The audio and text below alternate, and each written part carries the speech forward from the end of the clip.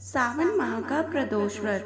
सावन माह वैसे ही शिव जी भगवान को समर्पित है और प्रदोष व्रत तो शिव जी का अत्यंत प्रिय है।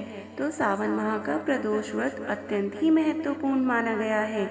इस 1 अगस्त 2024 गुरुवार को प्रदोष व्रत रखा जाएगा। क्योंकि यह गुरुवार को रखा जाएगा तो इसीलिए इसका नाम गुरु प्रदोष व्रत कहलाएगा। धार्मिक शास्त्रों में मंगलकारी गुरु प्रदोष व्रत में सायंकाल के समय पूजा की जाती है और इसको रखने के अत्यधिक फायदे होते हैं। आइए पहले जान लेते हैं कि किस तरीके से पता चलता है कि प्रदोष व्रत किस दिन है। क्योंकि बहुत से लोग इस बात पर विचलित हो जाते हैं कि त्रयोदशी तिथि तो आज भी है और कल भी है, तो प्रदोष व्रत किस तरह से निश्चित किया जाए। देखिए, प्रदोष काल वह काल होता है जो सूर्यास्त के बाद से आरंभ हो जाता है और जब त्रयोदशी तिथि और प्रदोष दोनों साथ साथ होते हैं, जिसे कि त्रयोदशी तिथि और प्रदोष का अधिव्यापन भी कहते हैं, वही समय शिव पूजा के लिए सर्वश्रेष्ठ माना जाता है। और इसी तिथि के आधार पर इस अधिव्यापन के समय में कौन सी तिथि लगी है, यानी कि जिस सूर्यास्त के बाद या प्रदोष काल के साथ साथ त्रयोदशी तिथि आती है, उसी समय प्रदोष काल और प्रदोष व्रत रखा जाता है। वैसे और सभी व्रत व त्योहार उदया तिथि के हिसाब से मनाए जाते हैं। जैसे कि अगर एकादशी सुबह होती है तब वह एकादशी तिथि उदया तिथि के हिसाब से उस दिन मनाई जाती है, किंतु प्रदोष काल में त्रयोदशी की उदया तिथि का होना आवश्यक नहीं है, अपितु प्रदोष काल के सायंकाल के प्रदोष काल के समय में त्रयोदशी तिथि का होना अति आवश्यक है। तो शायद आपकी यह कंफ्यूजन हमेशा के लिए दूर हो जाएगी इस बात को सुनकर कि जब त्रयोदशी तिथि और प्रदोष काल साथ साथ होते हैं, उसी दिन प्रदोष व्रत मनाया जाता है।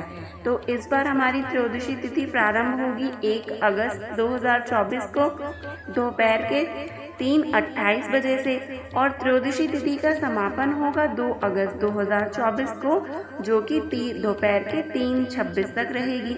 अब देखिए, उदया तिथि तो 2 अगस्त को है, किंतु त्रयोदशी का प्रदोष काल कौन सी तिथि में रहेगा, 1 अगस्त को। तो इसीलिए हम प्रदोष व्रत रखेंगे 1 अगस्त 2024 को। आइए अब जान लेते हैं प्रदोष व्रत के फायदे। गुरु प्रदोष रखने से बृहस्पति ग्रह शुभ प्रभाव देता है और पितरों को भी आशीर्वाद प्राप्त होता है। और यह प्रदोष व्रत शत्रु एवं खतरों के विनाश के लिए भी किया जाता है। प्रदोष का व्रत करने से कुंडली में स्थित चंद्र दोष समाप्त हो जाता है। माना जाता है कि चंद्र के सुधार में होने से शुक्र भी सुधर जाता है और शुक्र के सुधरने से बुध भी सुधर जाता है, जिससे कि मानसिक बेचैनी खत्म हो जाती है।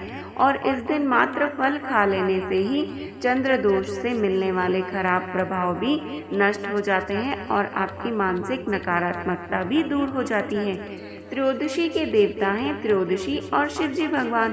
त्रयोदशी में कामदेव की पूजा करने से मनुष्य को उत्तम पत्नी या पति की प्राप्ति होती है और उसकी सभी कामनाएं पूर्ण हो जाती हैं।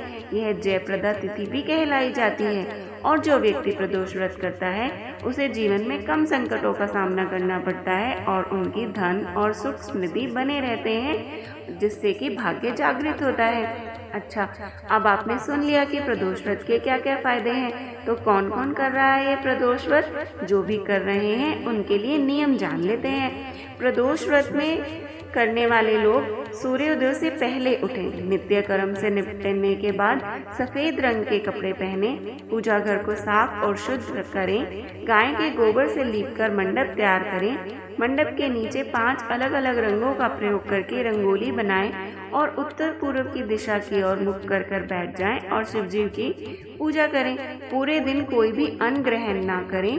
प्रदोष काल के उपवास में सिर्फ हरे मूंग का सेवन करना बताया गया है, क्योंकि हरा मूंग पृथ्वी का तत्व है और मंदाग्नि को शांत रखता है।